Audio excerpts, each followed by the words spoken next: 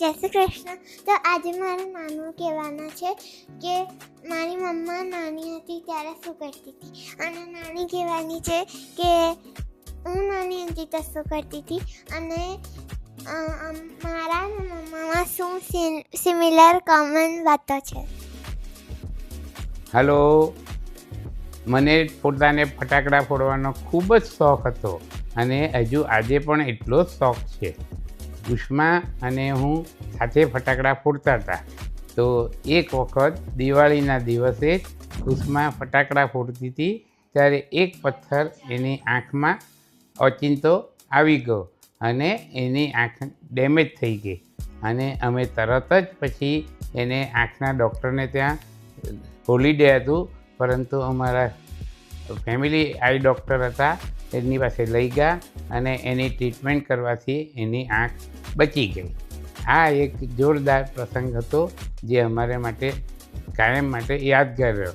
પરંતુ ઉષ્મા કોઈ દિવસ ગભરાઈ નથી અને હંમેશા હજી પણ એટલા જ ફટાકડા ફોડે છે. હવે નાની કહેશે કે હું કેવી હતી.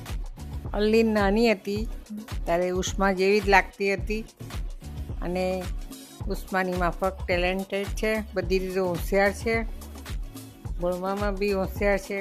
એની બી ઈચ્છા ડેન્ટિસ્ટ બનવાની છે. અલી નાની હતી, બોર્ન થઈ ત્યારે શું કરતી હતી? તોફાન મસ્તી કરતી હતી? રડતી હતી બહુ. રડતી હતી બહુ. આજે બધું કે આખી રાત રડતી હતી અને દિવસમાં સૂતી હતી. અત્યારે તોફાન કરતી હતી અલી. અને આજે બી રાતે જાગવામાં હોશિયાર છે, પણ દિવસમાં બી હવે તો જાગવું પડે ડેન્ટિસ્ટ બન્યા પછી. અલીને એની મમ્મી વગર નાની પાસે રહેતી નથી, પણ ઉષ્મા રહેતી હતી મારા વગર. અમે બરગામ જતા તો પણ એને મૂકીને ગયેલા 4 ધામ, તો બેવ બહેનો રહેલી હતી અહીંયા. કેટલા વર્ષની ઉંમર પર રહેતા હતા? 3 વર્ષની ઉંમર હતી એની. अली आप 2 डिजिट की होने वाली हो और अभी तक वो नहीं रह रही हो. અમે 4 ધામ યાત્રા કરવા ગયેલા. 3 વર્ષની હતી, 3 કે 4 વર્ષની હતી, બસ વધારે નહીં હતી. તો એ લોકો રહેલા હતા. अभी हर्लिन कब कौन सी ईयर पे साइकिल सीखी? कया ईयर में हर्लिन साइकिल सीखेली છે અને મમ્મા કયા ईयर માં સાયકલ શીખી? મમ્મી તો 12-14 વર્ષની ઉંમરે શીખી. તો હર્લિન પહેલા શીખી ગઈ? અલી નાની ઉંમરમાં. કેટલા ઈયરની? તું સ્કૂટર પહેલા તે શું ચલાવ્યું?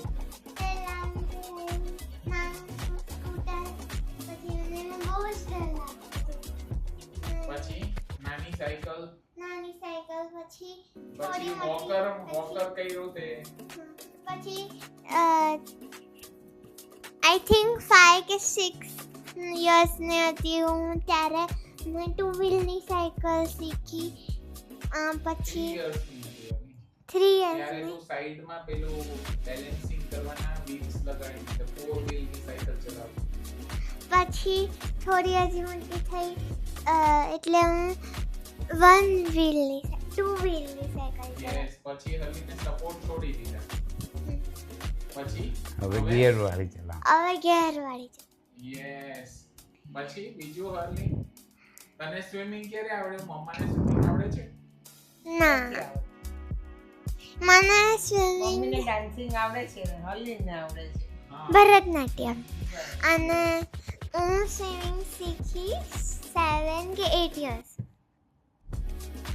Very nice. પછી ભરતનાટ્યમ મમ્માએ આખું પૂરું કર્યું છે. હા, અને હર્લિન કયા સ્ટાન્ડર્ડમાં છે? 4th અને 4th યર ઇન ભરતનાટ્યમ. ઓ વાવ. મમ્માને શું ભાવે છે અને હર્લિનને શું ભાવે છે? ચાલો નાનીને પૂછીએ આપણે. મમ્માનું શું કોમન ભાવે છે ને નાનીને? એક જંક ફૂડ. નહીં ખાલી હા. ચાલો નાની ગેસ કરો. મમ્માને શું ભાવે છે ને હર્લિનને કપૂરિયા શું બહુ ભાવે ઉસ્માન. જંક ફૂડ પહેલાનું. જંક ફૂડમાં પિઝા બહુ ભાવે, હા. હલીનને પણ અને ઉષ્માને બી. કોના ભાવે છે વધારે? ક્યાંના બેયના ફેવરેટ છે? નોનીસ હા. પછી ડોમિનોઝ 50-50. 50-50. પછી બર્ગર. Burger Yes. ઘરના. હા. પછી હેલ્ધીમાં હર્લિંગને શું ભાવે છે? દાળ ભાત. દાળ ભાત. દાળ ભાત બહુ ભાવે છે. પછી નાનું નાગરનું શું શું ભાવે છે? ચાલો. કોકો. કોકો. પછી ઘૂઘરા. નાનું કોયલા. ઘૂઘરા હા. અને શ્રીખંડ. પછી કપૂરિયા. કપરિયા શું હોય? તો એ પણ બનાવતા આપણે શીખવાડીશું. હા. હલો ફ્રેન્ડ્સ, તમે પણ તમારા મમ્મી પપ્પા, દાદા દાદી, નાના નાની જોડે આવી રીતે વેકેશનમાં સારી રીતે વાતો સાંભળીને એમને પણ એન્જોય કરાવો અને તમે પણ કરો. અને આ પદ્ધતિ મોટા થઈને પણ દરરોજ અઠવાડિયે એકવાર પણ 10 મિનિટ દાદા દાદી, મમ્મી પપ્પા અને નાના નાની જોડે 10 મિનિટ પણ વીકલી કાઢવી જોઈએ એવી મારી સૌને વિનંતી. Bye bye.